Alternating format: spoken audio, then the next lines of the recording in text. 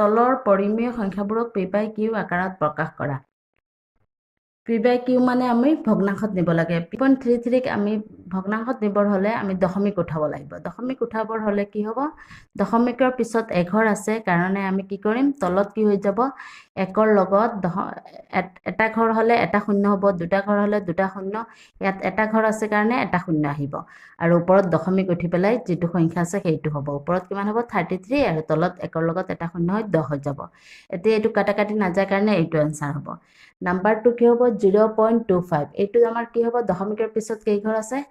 দশমিকৰ পিছত দুটা ঘৰ আছে কাৰণে কি হৈ যাব তলত একৰ লগত দুটা শূন্য হৈ যাব আৰু ওপৰত দশমিক উঠি যেটো সংখ্যা আছে এইটো হ'ব 25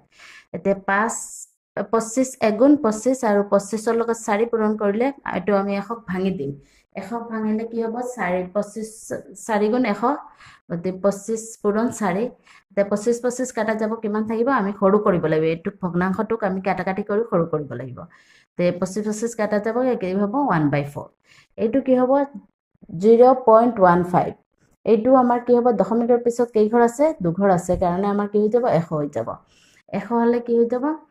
এতিয়া আমি 15ক যদি আমি ভাঙো কি হ'ব 3 পূৰণ 5 3 5 গুণ 15 এইটো আমি 25 হবৰ কাৰণে 25ক কাটিবৰ কাৰণে 25ৰ লগত 4 পূৰণ কৰিছিলো 25 4 25 100 ইয়াত আমাৰ কি হ'ব 3 পূৰণ 5 গতিকে 5ৰ লগত কিমান পূৰণ কৰিলে 100ক আমি ভাঙিম 5 20 গুণ 100 5ৰ লগত 20 পূৰণ কৰিলে 100 হ'ব গতিকে 20 পূৰণ 5 5 5 কাটা যাব কিমান থাকিব 3/20 এইটো এতিয়া আমি 2.15 এইটোক আমি কি কৰিম দশমিকৰ পিছত কেই ঘৰ আছে দুঘৰ আছে কাৰণে দুটা শূন্য দিম এতিয়া আমি 215ক আমি 5ৰে হৰণ কৰিম 5ৰে হৰণ কৰিলে কি হৈ যাব 5 4 গুণ 20 এক থাকিব 15 5 3 গুণ 15 এতিয়া 43ক আৰু আমি ভাঙিব নোৱাৰিম গতিকে কি হ'ব 5 পূৰণ 43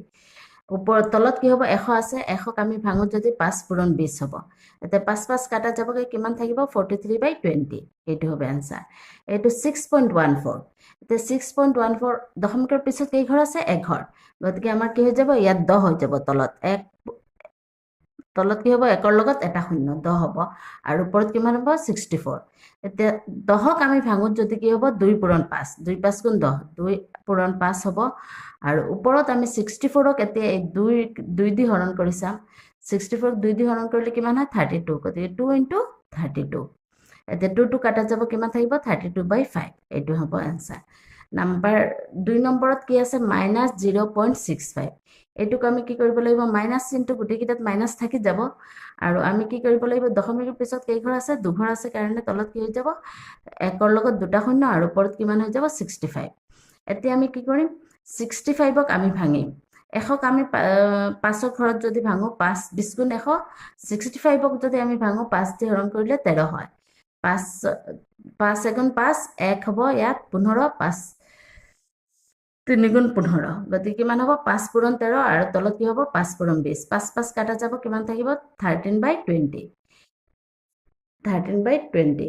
এতিয়া এই আৰু মাইনাস চিন গুটি কিটাত ইয়াত মাইনাস আছে কাৰণে গুটি কিটাৰ আগত মাইনাস আহিব ঠিক ইয়াতো মাইনাস আছে কাৰণে গুটি কিটাত মাইনাস আহিব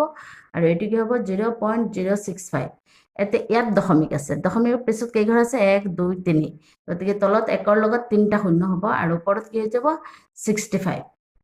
মাইনাস আগত আহি যাব -65 আৰু তলত 1000 এতিয়া 65ক আমাৰ ভাঙিলে কি হয় 5 পূৰণ 13 আৰু 1000ক যদি আমি ভাঙো 1000ক আমি 5 দি যদি হৰণ কৰো 5 20 গুণ 100 আৰু দুটা শূন্য আহি যাব